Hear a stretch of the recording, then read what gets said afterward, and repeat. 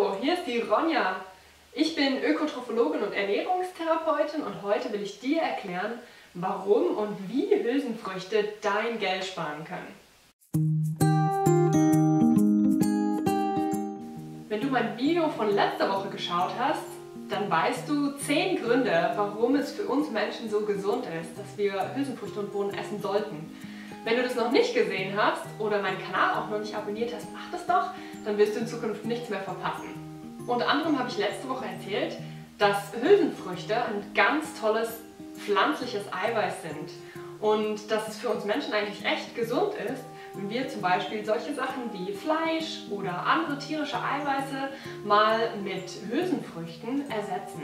Denn die kleinen Erbsen, Bohnen und Linsen liefern uns nämlich eine Menge gute Nährstoffe, wie zum Beispiel das Eiweiß, aber eben auch ganz viele andere gesunde Nährstoffe, die super Wirkung auf unseren Körper haben und uns helfen, gesund zu werden und gesund zu bleiben. Wie um alles in der Welt können dir Hülsenfrüchte helfen, dein Geld zu sparen? Ein Punkt ist natürlich ganz wichtig.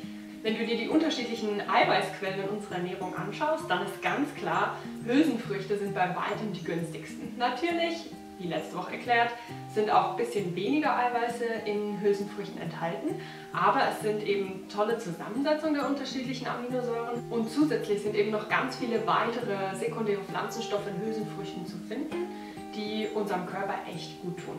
Ein weiterer Grund, warum Hülsenfrüchte dein Geld sparen, ist, weil sie sich so gut lagern lassen. Du kannst sie zum Beispiel in trockener Form lagern oder auch in der Dose oder im Glas und dann sind sie fix fertig schon gekocht und du kannst sie gleich verwenden. Zum Beispiel in asiatischen oder orientalischen Geschäften kannst du durchaus Großpackungen finden und die halten sich super lange. Bereits gekochte Hülsenfrüchte in der Dose oder im Glas sind viele, viele Jahre haltbar und die trocknen eigentlich ebenso. Wenn du trockene Hülsenfrüchte selber gekocht hast oder zum Beispiel ein Glas oder eine Dose geöffnet hast, dann halten die sich 4 bis 5 Tage sicher in deinem Kühlschrank. Ein kleiner Tipp ist also, du kannst sie kaufen, wenn sie im Angebot sind oder wenn du sie in Großpackungen findest und dann hast du immer die günstigste Variante zu Hause. Ein Bonus übrigens ist, dass sie nicht nur dein Geld sparen, sondern auch gut für die Umwelt sind. Sie brauchen nämlich im Vergleich zu vielen anderen Lebensmitteln viel weniger Wasser und Ackerland. Übrigens macht es für deinen Geldbeutel wirklich einen großen Unterschied, ob du getrocknete Bohnen isst oder die aus der Dose. Die aus der Dose sind nämlich ungefähr 3 bis 4 Mal teurer und das macht schon echt was aus. Selbst nachdem man Energie oder so abzieht, die man natürlich zum selber Kochen noch braucht. Aber um dir zu helfen, dein Geld zu sparen, will ich dir heute erklären, wie ich ganz einfach trockene Bohnen oder trockene Hülsenfrüchte selber koche. Und das geht nämlich so. Als erstes ist es immer wichtig zu schauen, wie viele Hülsenfrüchte du überhaupt brauchst. Denk dran, dass getrocknete Hülsenfrüchte sich ungefähr verdoppeln in ihrem Gewicht und ihrem Volumen, bis sie fertig gekocht sind.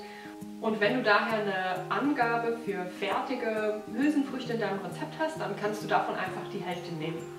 Sobald du die richtige Menge an trockenen Hülsenfrüchten für dein Rezept ermittelt hast, bedeckst du sie einfach mit 3 bis 4 Mal der gleichen Menge an Wasser und lässt sie dann ungefähr 8 bis 12 Stunden, also zum Beispiel über Nacht, stehen.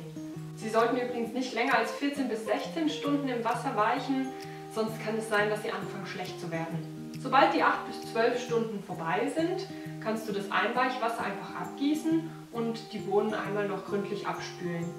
Dann gibst du sie in einen Topf und bedeckst sie mit so viel Wasser, dass der Wasserpegel ungefähr 1 bis 2 cm über den Bohnen steht. Das gilt allerdings nur für den Schnellkochtopf. Kochst du die Bohnen in einem normalen Topf, dann brauchst du sicher 3 bis 4 cm und musst später vielleicht noch mal ein bisschen Wasser nachschütten. Ganz wichtig übrigens, an der Stelle darf man auf keinen Fall salzen. Sonst werden die Bohnen nämlich dann nicht ganz gar und es bleibt ein harter Kern und das willst du auf alle Fälle vermeiden. Es gibt übrigens noch einen kleinen Trick. Man kann an der Stelle ein bisschen Natron dazufügen und dann werden die Schalen der Bohnen ein bisschen weicher. Aber ich muss ehrlich gestehen, ich mache das eigentlich nicht, weil ich habe es gerne, wenn die Bohnen noch ein bisschen ihre Form behalten. Die zeit- und stromsparendste Methode ist nach wie vor das Kochen der Bohnen im Schnellkochtopf. Dafür musst du die Bohnen im Kochwasser auf höchster Stufe einmal ordentlich aufkochen, den Deckel fest verschließen und sich dann den Druck bilden lassen, bis das Druckventil nach oben kommt. Ist das Ventil dann so weit oben, dass du den ersten Rand komplett siehst, kannst du dir einen Wecker für 15 Minuten stellen und deinen Herd auf die niedrigste Stufe herabstellen. Dort lässt du es dann köcheln, bis die Zeit vorbei ist. Dann machst du die Platte einfach komplett aus, lässt den Topf drauf stehen und lässt den Druck einfach von selbst wieder abnehmen. Wenn das Druckventil dann ganz unten ist, kannst du den Topf vorsichtig öffnen, die Bohnen abtropfen und abspülen und dann sind sie fertig zum Gebrauch. Ich weiß, es kann sein, dass du vielleicht keinen Schnellkochtopf hast.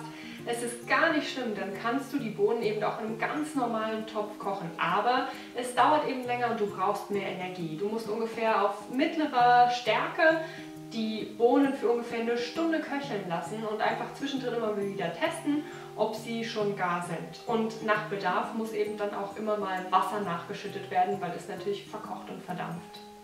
Ein kleiner Hinweis auch zu Linsen. Ich will sie an dieser Stelle auf keinen Fall vergessen. Sie gehören natürlich auch zu den Hülsenfrüchten und sind auch ganz tolle Eiweiß- und Nährstofflieferanten. Der Vorteil an den Linsen ist, sie kochen natürlich viel kürzer und es gibt sogar solche, wie zum Beispiel die roten oder die grünen Tellerlinsen, die man direkt in der Mahlzeit mitkochen kann. Die verkochen dann allerdings ein bisschen. Es gibt aber auch die dunkelbraunen Pardina oder die schwarzen Beluga-Linsen, die behalten schön ihre Form, sind noch ein bisschen bissfest und es bietet sich daher an, sie einfach schon vorzukochen. Und zum Schluss noch eine kurze Zusammenfassung. Warum helfen dir also Hülsenfrüchte, dein Geld zu sparen? Sie sind im Vergleich zu vielen anderen Eiweißquellen einfach mega günstig. Und wie machen sie das? Dadurch, dass du sie auch im getrockneten Zustand kaufen kannst, sind sie super lange haltbar und es braucht nur wenig deiner Zeit und deiner Energie, um sie ganz günstig selber zu kochen. Wenn dir jetzt noch weitere Gründe eingefallen sind, warum und wie Hülsenfrüchte dein Geld sparen und warum sie so genial sind, dann schreib es doch ruhig unten in den Kommentaren. Und wenn du noch mehr Inspiration oder Ideen brauchst, um Hülsenfrüchte noch mehr in deine Ernährung zu integrieren, dann schau doch einfach auf meinem Blog www.einfachundgesund.ch nach. Dort findest du schon einiges an Rezepten, aber ich verspreche dir, es werden auch noch viel mehr werden. Bleib gesund und dann sehen wir uns beim nächsten Mal. Tschüss!